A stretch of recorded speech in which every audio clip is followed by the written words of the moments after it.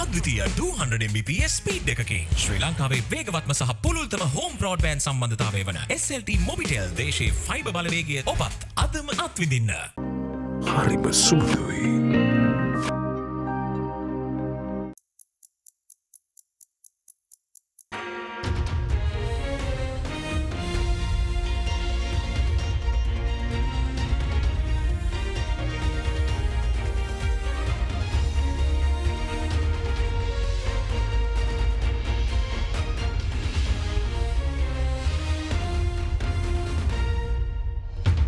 Tonight on First at 9, this Wednesday the 19th of July 2023. Strict legislation. The Anti-Corruption Bill passed in Parliament with amendments. Several laws are to be abolished with its implementation. Need of the hour. While commending Sri Lanka's efforts to overcome the crisis, the World Bank country director highlighted the need for deep governance reforms. Strengthening institutions. The World Bank, the European Union and the AFT to provide a €9.8 million grant to support Sri Lanka's public finance management. Export assistance. The European Commission proposes a 4-year extension to the current GSP Plus scheme in Sri Lanka until the 31st of December 2027. Alliance Finance මෙතුරු රන්නයි සේවාවෙන් රන් පවුම්කට රුපියල් 1,70,000ක ඉහළ අධිකාරම. ඔබේ විශ්වාසය දිනු සෙන්සුරයින් දැන් ළඟමැති ෆාමසියෙන් ලබාගත හැක. This is AdaDerana First at 9. Live from Studio 24 in Colombo. Good evening and welcome to First at 9. I'm Shanila Fernando in your top stories for tonight. In Parliament today, the amended Anti-Corruption Bill was passed without a vote. When the bill was taken up at the committee stage, amendments proposed by the minister and certain amendments proposed by the opposition were incorporated. Addressing a media briefing today, Minister of Justice Dr. Vijayadasa Rajapaksa said the Bribery Act, the Bribery or Corruption Investigation Commission Act and the Declaration of Assets and Liabilities Act will be abolished with the implementation of this act. The second reading of the new anti-corruption bill, which was presented to the Parliament on the 27th of April, was approved unanimously by the Parliament on the 6th of July. Following the approval of the second reading, Leader of the House Dr. Susil Premachandra said the third reading of the bill will be held today following the approval of amendments at the committee stage. At the committee stage this morning, the amended anti-corruption bill was passed without a vote. දූෂණ විරෝධී පනත් කෙටුම්පත තුන්වෙනිවර කියවා සංශෝධන සහිතව සම්මත කරන ලද බව දන්වනු කැමැත්තේ. The new Anti-Corruption Act aims to prevent and eradicate bribery and corruption in a bid to enhance transparency in governance, increase accountability and enhance public confidence towards the government. Under this new piece of legislation, a new independent commission will be established to carry out the responsibilities, and this commission will be empowered to conduct preliminary inquiries and investigations into matters pertaining to bribery and corruption and prosecute the suspects involved. Further, the Commission will also be capable of investigating and prosecuting offences relating to the Declaration of Assets and Liabilities and associated offences. According to Minister of Justice Dr. Vijayadasa Rajapaksa, the anti-corruption bill was prepared by adhering to international standards, including the UN Convention on Corruption.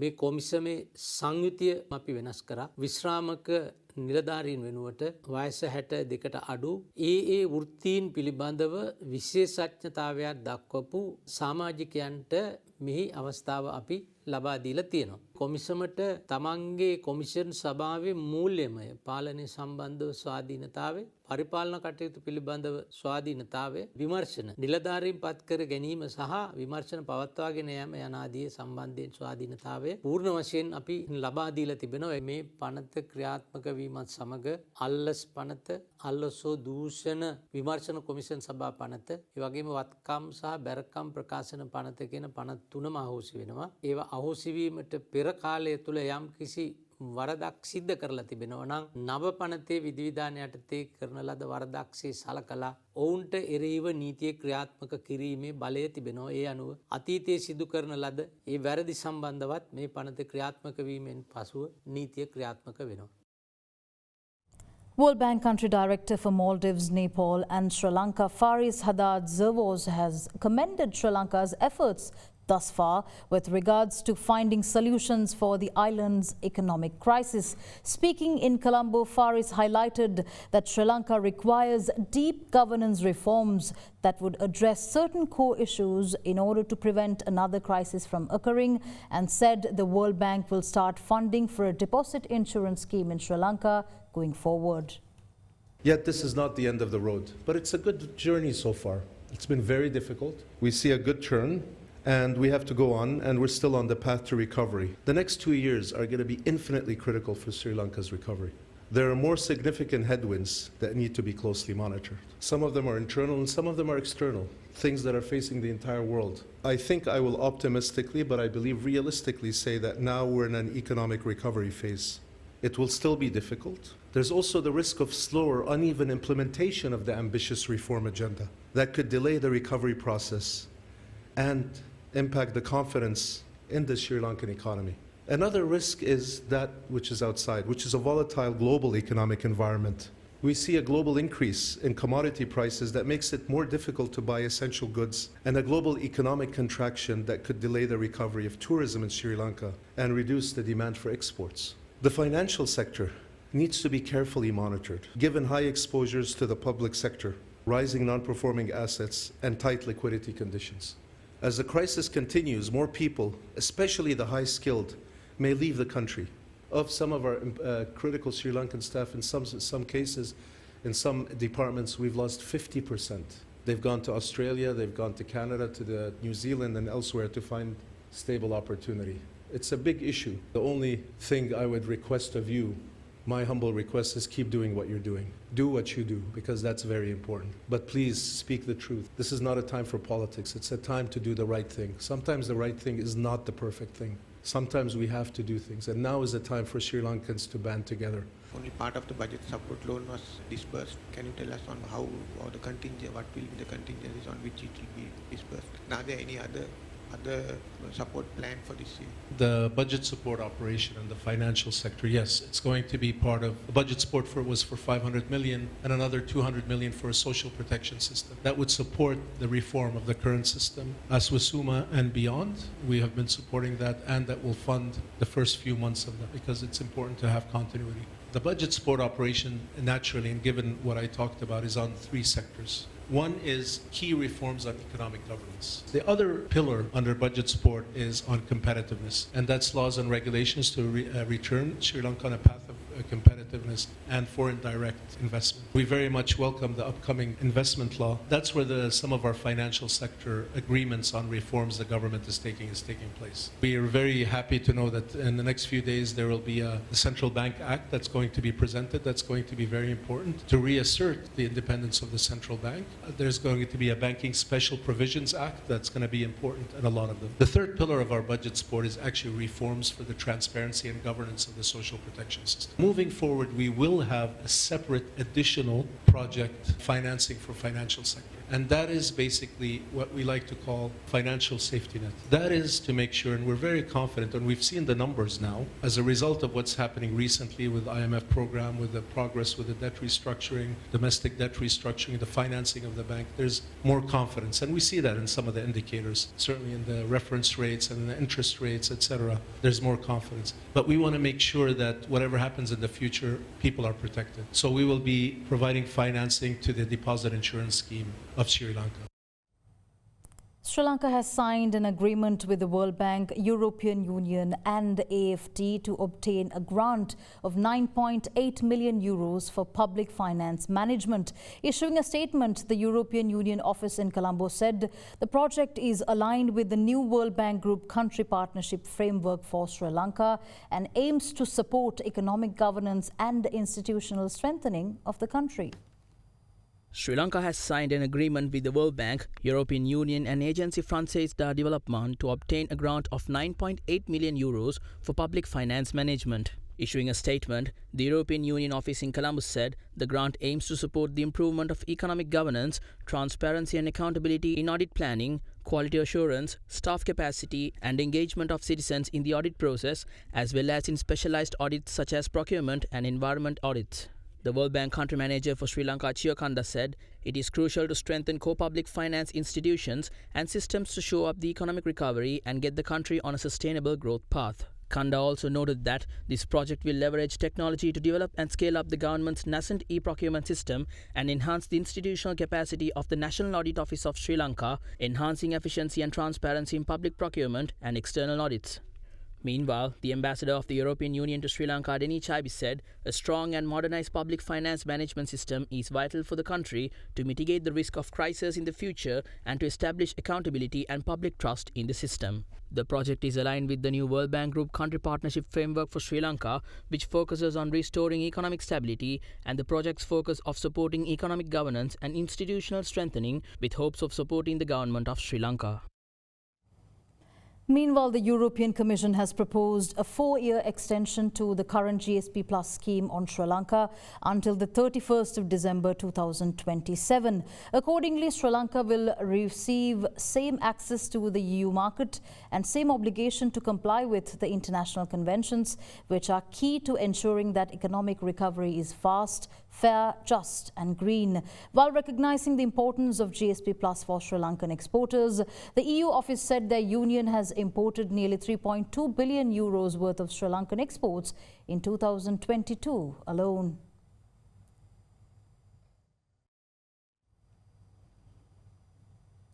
Denying claims on the opposition, Sri Lanka Podujana Peramuna parliamentarian Kokila Gunawardena said the government or the president does not wish to privatize the health sector in the country. Meanwhile, member of Janatha Vimukti Peramuna Dr. Nalinda Jayatissa highlighted the government's failure to inspect the quality of the medicines imported via the Indian credit line as the main reason for the availability of cheap medicines around the country. With that, here are some views expressed in the political arena. යම්කිසි ආකාරයකින් බෙහෙත් වර්ග හෝ එන්නත් ලබා දීම තුලින් යම්කිසි ආකාරයක මරණයක් සිදු වෙලා තියෙනවා නම් ඒ සම්බන්ධයෙන් ඒ එන්නත් ආනයනය කරපු ඒ වගේම එන්නත් ලබා ගන්න නිර්දේශ කරපු ඒ සියලු දෙනාට දඬුවම් ලබා දිය යුතුයි කියන මතය තමයි ශ්‍රී ලංකා පොදු ජන පෙරමුණ ඉන්නේ. විශ්වාසභාග එළිය මාත්‍යවර අයිකල රාජ්‍ය සේවාවක් වගේ කෙනෙක් කැමති දුරට පත් කරපු හොඳ මේ වෙලාවේ අපි එතන දිහා නෙමෙයි බලන්නේ. අපි බලන්නේ ජනතාවගේ පැත්ත. ඔය කතා පතුරවන එක විපක්ෂයේ හැමදාම මඩ ගැහිල්ල එක වැඩක් තමයි. අධ්‍යාපනය ගැන ওই විදිහටම කතා කරනවා, සෞඛ්‍ය ගැන කතා කරනවා. කිසිම අවස්ථාවකට ජනාධිපතිතුමාවත් රාජ්‍යයවත් බලාපොරොත්තු වෙන්නේ නැහැ සෞඛ්‍ය අංශය පෞද්ගලිකකරණයට ගෙනියන්න. බාල ඖෂධ හැමතැනම කොහොමද එහෙම ඖෂධ එන්නේ? ඉන්දියාවේම දිනේ තමන්ගේ නාමය කළු කරගන්න. හැබැයි මොකද කරන්නේ? දූෂිත නිලධාරීන් කීප දෙනෙක් සහ ඇමතිවරයා එකතු වෙලා ඉන්දියන් ක්‍රෙඩිට් ලයින් එකේ ණය පහසුකමින් ලැබිච්ච මුදලට ඖෂධ නියාමන අධිකාරිය තනි නිලධාරියෙක්ගේ අස්සන්ට ගන්නවා ඖෂධ කිසිදු පරීක්ෂා කිරීමකින් තොරව. More news on the other side of this break. Stay tuned.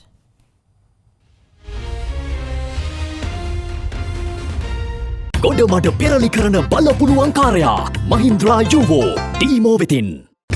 වැඩම ගොඩයි ගොඩම තමයි ස්වරාජ් ට්‍රැක්ටර් ඩීමෝ වෙතින්. අපේ ගෙදරත් ආපිකෝ මෙට්‍රස් තමයි. මාදිලි රසකින් යුත් මෙට්ටලුවේ ප්‍රමුඛයා ආපිකෝ මෙට්‍රස් සැපනින්දට සැප මෙට්ට.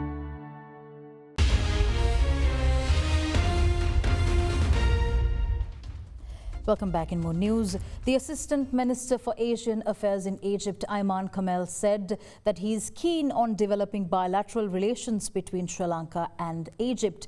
During bilateral political consultations between Sri Lanka and Egypt, the Egyptian Assistant Foreign Minister for Asia said both nations have to do a lot in strengthening the relations, adding that laying out a roadmap will help in achieving targets.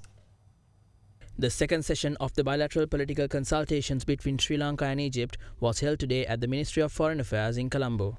We know these consultations are being held for the second time. Last time we had it in Cairo in 2019. We were supposed to have the consultations in 2021, but due to COVID and other reasons that we were not able to have it. Since assuming my position as Assistant Foreign Minister for Asia, I was keen on trying to strengthen and solidify bilateral relations between our two countries. We highly value our bilateral relations. I believe that we still have a lot to do. Maybe we did not have the suitable opportunity opportunity so far and enough chance to materialize and showcase the depth and all the potential of the bilateral relations, but it's never too late. There is always a fresh start. I hope that throughout these consultations we can put a roadmap for the coming years and trying to highlight and find out the strong points in our similarities and common priorities that would let us hand in hand achieve the prosperity and the progress of our people.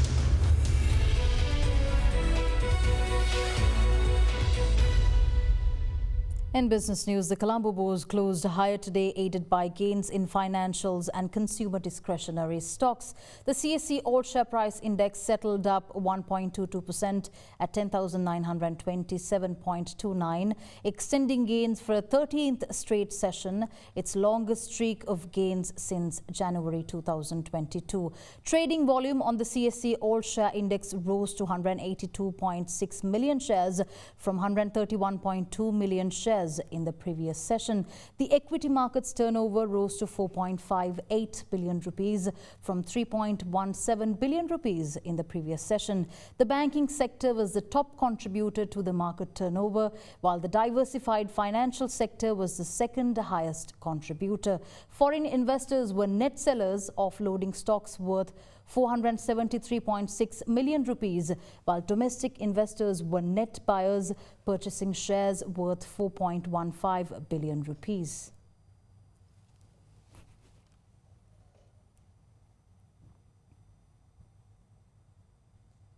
Now let's have a look at how the rupee traded against other major currencies during the day.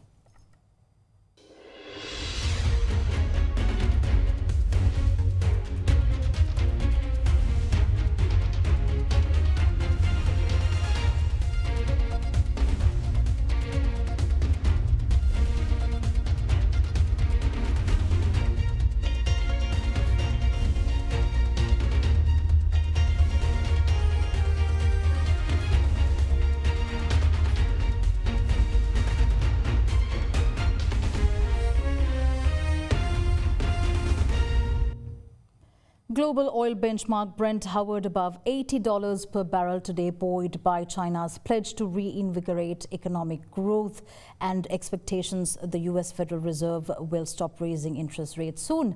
Meanwhile, Russian oil exports are expected to decline by 2.1 million metric tons in the third quarter, in accordance with voluntary agreed upon export cuts of 500,000 barrels per day in August.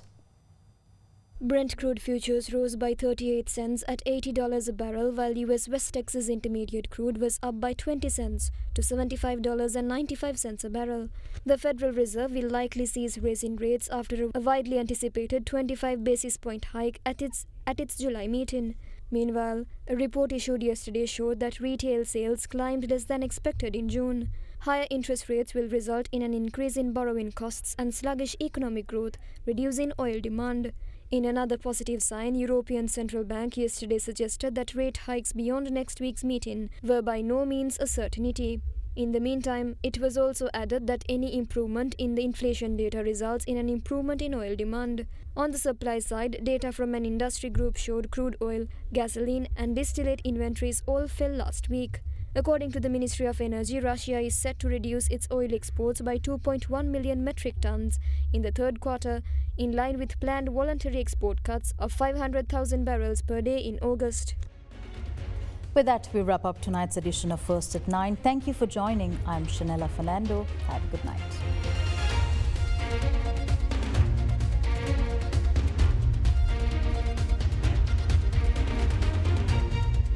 For news and information you can trust 24 hours a day, visit AdaDerana.lk.